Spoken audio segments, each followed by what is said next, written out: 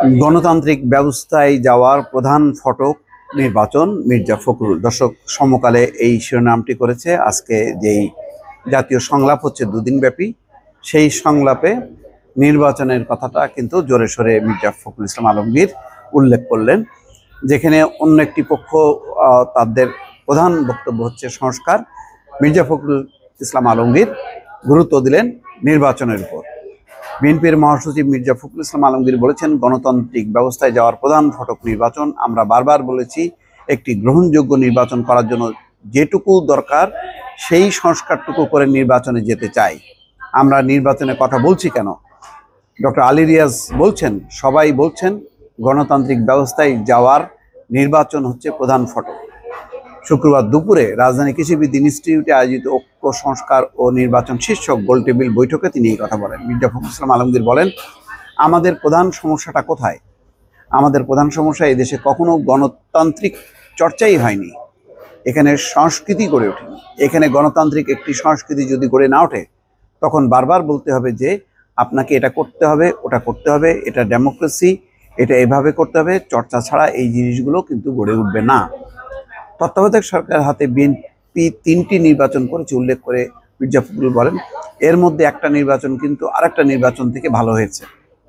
তত্ত্বাবধায়ক সরকার মানুষ গ্রহণ করেছে, মানুষ এটাকে অত্যন্ত জরুরি মনে করেছে। আমরা যদি তখন রাষ্ট্রপতি শাসনে চলে যেতাম, তখন সেটা মানুষ কিন্তু গ্রহণ করতো না। হ্যাঁ, প্রথম তাই তো ছিল, প্রথম যে নির্বাচন, সেই নির্বাচনে তো আওয়ামী লীগ বিএনপি মিলে গণতান্ত্রিক ব্যবস্থায় প্রবর্তন করেছে, সংসদীয় গণতান্ত্রিক ব্যবস্থা। কিন্তু তখন যদি তারা রাষ্ট্রপতি শাসন রেখে দিত, যেহেতু সংসদে অধিকাংশ সিট ছিল বিএনপির, তখন কিন্তু আরেকটি সমালোচনা হতো, সংকট হতো এবং যথেষ্ট পরিমাণ আওয়ামী লীগ বেকায়দায় পড়তো। কিন্তু সেই চিন্তা বাদ দিয়ে বিএনপি তখন সংসদীয় গণতন্ত্রের ধারায় ফিরে এসছে এবং তখন আওয়ামী লীগ সহ অন্যান্য দলও তারা সাপোর্ট দিয়েছে। মির্জা ফখরুল বলছেন, জনগণকে বাদ দিয়ে কোনো কিছু করা সম্ভব হবে না, জনগণকেই তৈরি করতে হবে আপনাকে। আজকে যে প্রক্রিয়াটা চলছে সেটাকে আমি স্বাগত জানাই।